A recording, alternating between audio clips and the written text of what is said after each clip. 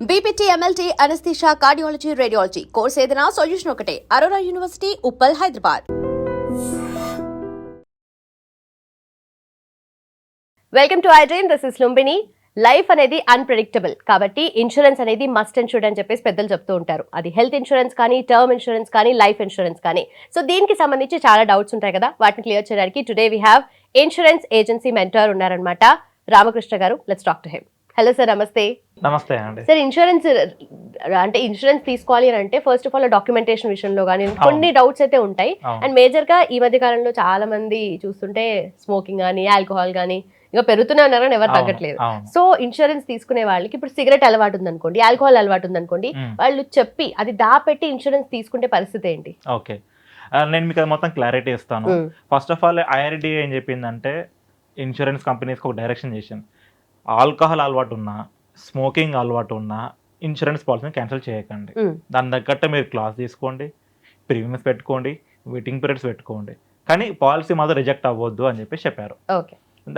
అయితే ఇప్పుడు దీంట్లో కొంతమంది ఎలా ఉంటారు, కొంతమంది ఒకేషనల్గా స్మోక్ చేసేవాళ్ళు, ఒకేషనల్గా ఆల్కహాల్ తీసుకునే వాళ్ళు ఉంటారు, కొంతమంది రెగ్యులర్గా ఉంటారు, ఇంకొంతమంది హ్యాబిచువల్గా ఉంటారు. సో ఇలాంటి వారికి ఒక్కొక్కరికి ఒక్కొక్క విధంగా క్లాసెస్ ఉన్నాయి.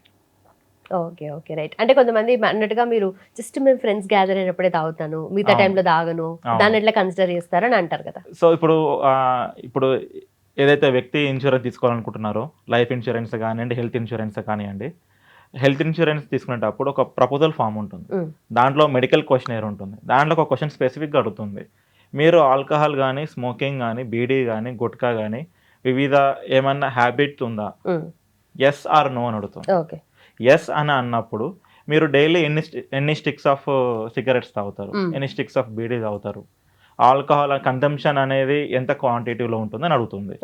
దాన్ని బట్టి ఇన్సూరెన్స్ కంపెనీ ఆ వ్యక్తికి పాలసీ ఇవ్వాలా ఇవ్వద్దా, ఇస్తే ఎంత ప్రీమియం అనేది ఎక్స్ట్రా ఛార్జ్ చేయాలి, ఇవ్వద్దు అన్నప్పుడు రిజెక్ట్ చేసేసి సో అండ్ సార్ రీజన్ వల్ల మీరు ఫ్యూచర్లో ఇంత మాకు కంపెనీకి ఇంత బర్డెన్ అవ్వబోతుంది, అంత రిస్క్ మేము తీసుకోము, కాబట్టి నేను మీకు ఇన్సూరెన్స్ ఇవ్వలేము అని ఒక లెటర్ రాసి ఇచ్చేస్తుంది. వాళ్ళు కట్టిన అమౌంట్ వాళ్ళకి రిఫండ్ ఇవ్వడం జరుగుతుంది. ఓకే ఓకే, సో రిజెక్ట్ కూడా చేస్తారు. వాళ్ళు తీసుకునే ఆల్కహాల్ కన్సంప్షన్ కానివ్వండి, number of consumption of sticks, tobacco, దాన్ని బట్టి రిస్క్ని బట్టి కంపెనీస్ డైరెక్షన్ అనేది చేస్తుంది. సో హెవీగా ఆల్కహాల్ తీసుకునే వాళ్ళు, సిగరెట్స్ తీసుకునే వాళ్ళకైతే మరి ఇన్సూరెన్స్ రావడం కష్టమే. కష్టమే, కరెక్ట్. Right right. సో ఇప్పుడు ఆల్కహాల్ అలవాటు ఉంది, సిగరెట్ అలవాటు ఉంది, ఇంకా ఇతరత ఇప్పుడు వేప్ కూడా, ఇవన్నీ కూడా వింటున్నాం కాబట్టి, టొబాకో కానీ ఎనీ ఫార్మ్ ఆఫ్ కన్సంప్షన్ తీసుకున్నా కూడా వీళ్ళకి ప్రీమియం ఎలా ఉంటుంది? అంటే లేదు నాకు ఎట్టి పరిస్థితుల్లో ఇన్సూరెన్స్ కావాలి, సో ప్రీమియం ఎక్కువ ఉంటుందా వీళ్ళకి ఏమన్నా? చెప్పాలంటే డబల్ ది ప్రీమియం ఉంటుంది మోస్ట్లీ. అప్రాక్సిమేట్ ఉదాహరణకి ఒక 25,000 ప్రీమియం కట్టే దగ్గర అయితే ఆల్మోస్ట్ 40,000 నుంచి 50,000 పర్ యానం చొప్పున కడతారు. ప్రీమియం అనేది హెవీగా ఉంటుంది. First of all companies reject చేసేస్తుంది, ఇక అంత రిజెక్షన్ అంత స్టేజ్లో లేదు అని అన్నప్పుడు ప్రీమియం అనేది హైలో పెడుతుంది. Right right. ఎందుకంటే హెల్తీ పర్సన్ నుంచి వచ్చే క్లెయిమ్ అమౌంట్కి వీళ్ళ నుంచి క్లెయిమ్ అమౌంట్ హైలో ఉంటుంది, అందుకని. ఓకే, ఈజీగా వీళ్ళకి హాస్పిటల్కి వెళ్ళాల్సింది, సర్జరీస్కి, దేనికో దానికి రిస్క్ ఎక్కువ ఉంటుంది కాబట్టి. క్యాన్సర్లు ఎక్కువ వస్తున్నాయి mainly due to cancers heavy వస్తుంది. లివర్ క్యాన్సర్ కానీ, కిడ్నీ క్యాన్సర్ కానీ క్యూరబుల్ చాలా తక్కువ ఛాన్సెస్ అనమాట అవి. ఓకే, సో అందుకని ఆ దృష్టిలో పెట్టుకునే పాలసీ అనేది రిజెక్ట్ అవుతాయి మోస్ట్లీ. రైట్. ఇప్పుడు హెల్త్ ఇన్సూరెన్స్ కానీ, లైఫ్ ఇన్సూరెన్స్ కానీ వెయిటింగ్ పీరియడ్ ఉంటుంది కదా సార్, 3 years 5 years అని చెప్పేసి, సో వీళ్ళు దాని తర్వాత క్లెయిమ్ చేసుకోవచ్చా?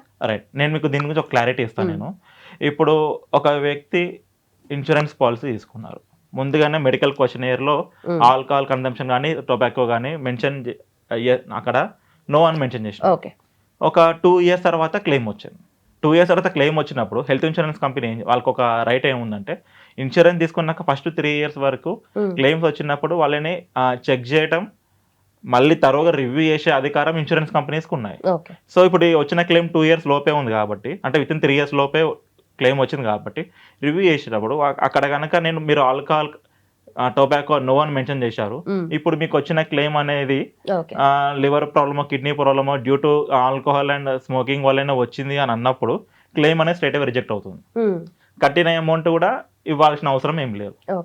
ఇప్పుడు పాలసీ తీసుకొని 3 years దాటింది అంటే 4th yearలో ఉన్నారు, లైఫ్ ఇన్సూరెన్స్ క్లెయిమ్ వచ్చింది, లైక్ డెత్ క్లెయిమ్ వచ్చింది. ఆ డెత్ క్లెయిమ్లో హాస్పిటల్ ఏమైనా రిపోర్ట్ చేశారంటే due to the alcohol consumption and tobacco consumption వల్లనే ఈ డెత్ అనేది జరిగిందని చెప్పారు.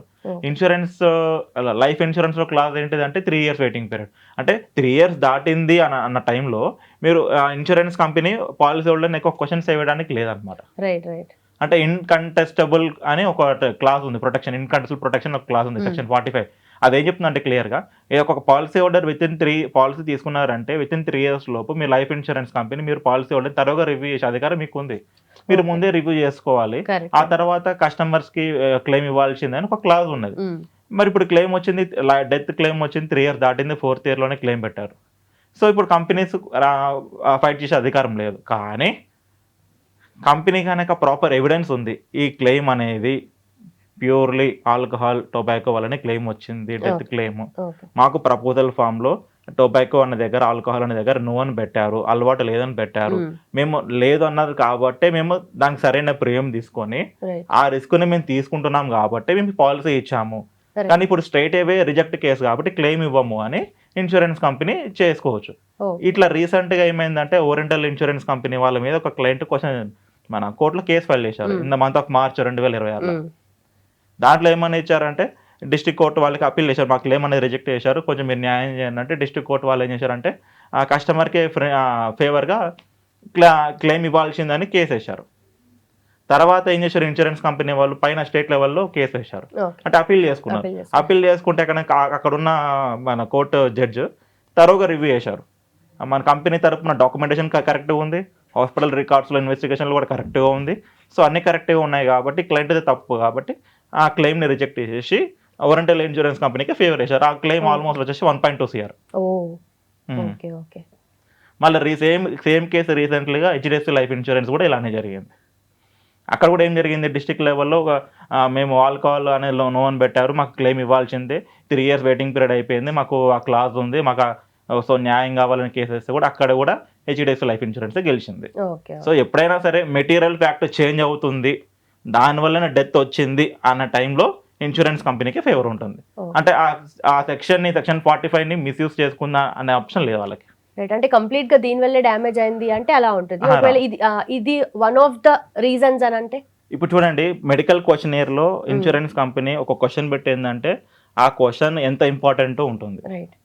ఆ క్వశ్చన్కి నీకు తెలిసి కూడా నువ్వు నో అని పెట్టడము, ఆ పెట్టిన దాని వల్లనే క్లెయిమ్ రావటము జరిగితే ఇన్సూరెన్స్ కంపెనీ క్లెయిమ్ రిజెక్ట్ చేస్తుంది. ఒక 10 years అయినా సరే, పాలసీ కట్టి 10 years అయినా సరే, ఆ పర్టికులర్ క్వశ్చనర్ వల్లనే నీకు క్లెయిమ్ రిజెక్ట్ అయింది అంటే, పర్టికులర్ దాని వల్లనే నీకు క్లెయిమ్ వచ్చింది అంటే రిజెక్ట్ చేసే అధికారం ఇన్సూరెన్స్ కంపెనీకి ఉంది. ఓకే, అది ఎంత పర్సెంటేజ్ అయినా సరే, ఎంత అమౌంట్, ఎంత ఇన్సూరెన్స్ కవరేజ్ ఉన్నా ఇన్సూరెన్స్ కంపెనీ అయితే రిజెక్ట్ చేసేస్తుంది. బట్ వీళ్ళెందుకు డాక్యుమెంటేషన్ చేసేటప్పుడు, మనం ఫామ్ ఫిల్ చేసేటప్పుడు వీళ్ళెందుకు మన హెల్త్ అంటే చెకప్ చేసి లేదంటే అలవాట్ల గురించి ఏమన్నా చెకప్ చేసి ఎందుకు చేయరు మరి? మంచి క్వశ్చన్. ఇప్పుడు లైఫ్ ఇన్సూరెన్స్ కంపెనీస్ ఒక పెద్ద అమౌంట్ కవరేజ్ ఇస్తున్న టైంలో ఫుల్ బాడీ చెకప్ చేస్తుంది. ఓకే, ఆ కంపెనీ కూడా డాక్టరే స్వయంగా ఆ ఇన్సూరెన్స్ తీసుకున్న పర్సన్కి, పాలసీ హోల్డర్కి వీడియో కాల్ చేయటము, పర్సనల్గా కలవటము, క్వశ్చనీర్ అనేది స్టాండర్డ్గా ఉంటుంది. ఆ టైంలో కూడా రిజల్ట్స్ నెగిటివ్ వచ్చాయి అంటే మనం అనుకుందాం, లెట్స్ ఎగ్జాంపుల్ ప్రపోజల్ ఫామ్ లో నిజానికి ఇప్పుడు ఆల్కహాల్ హ్యాబిట్ లేదు, సిగరెట్ హ్యాబిట్ లేదు, పాలసీ వచ్చింది లేదు కాబట్టి 2 years తర్వాత తను హ్యాబిట్ చేసుకున్నాడు, తీసుకున్న తర్వాత వచ్చింది, తీసుకున్న తర్వాత 2 years తర్వాత క్లెయిమ్ వచ్చింది. ఇప్పుడు అక్కడ కస్టమరు అబద్ధం ఏం చెప్పలేదు, ఇన్సూరెన్స్ కంపెనీ తప్పేం లేదు, మరి క్లెయిమ్ వచ్చింది. ఇప్పుడు ఎలా అంటే ఇన్సూరెన్స్ కంపెనీలో ఒక క్లాజ్ ఉంది, ఇప్పుడు మీరు ఇచ్చిన మెడికల్ క్వశ్చనర్ తోటి మేము పాలసీ ఇచ్చాము, దీంట్లో ఏమైనా చేంజెస్ ఉంది అంటే మీరు మళ్ళీ మాకు ఒక రిటర్న్లో ఒక లెటర్ రాసి ఇవ్వాలి, లేదా మెయిల్ రాసి ఇవ్వాలి. ఏమని, ఇప్పుడు నా లైఫ్ స్టైల్ అనేది చేంజ్ అయింది, ఇప్పుడు నేను ఆల్కహాల్ అనేది వీక్లీ వన్స్, మంత్లీ వన్స్ తీసుకుంటున్నాను, ఇది నా మెటీరియల్ ఫ్యాక్ట్ చేంజ్ అయింది, దీన్ని రివ్యూ చేయండి అని అన్నప్పుడు, కంపెనీ ఆ రిస్క్ తీసుకుంది అన్నప్పుడు ఆ తర్వాత క్లెయిమ్ వచ్చిన కంపెనీ వెళ్ళిపోయి. ఓకే, బట్ ఎవరంతకు వాళ్ళే వెళ్ళి ప్రాక్టికల్గా ఇది వర్కౌట్ అవుతుంది అంటారు? అసలు తెలుసుకుంటే వర్కౌట్ అవుతుంది. ఇప్పుడు చనిపోయింది ఇతనే అన్నప్పుడు మరి ఫ్యామిలీకి తీసుకున్న బెనిఫిట్ అనేది తగ్గదు. అవును దక్కదు.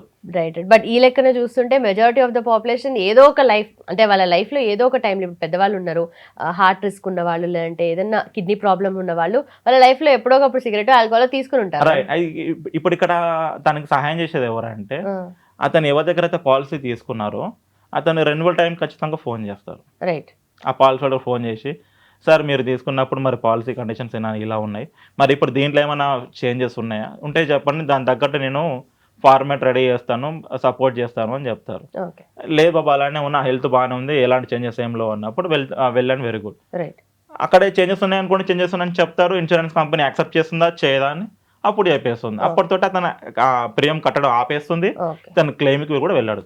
బట్ ఏదున్నా కూడా దాచిపెట్టకుండా ముందే చెప్తే బెటర్ అండి. బెటర్. రైట్. కొంతమంది ఎలా ఉంటారంటే చూసుకుందాం, వాళ్ళకి ఎలా తెలుస్తుందో చూద్దాము, ఎందుకు ఎవరో చూద్దాము అన్నట్టు, అలాంటి టైంలో ఇంకా కోర్టే న్యాయం చేస్తుంది. Right. Right. Perfect sir, thank you so much.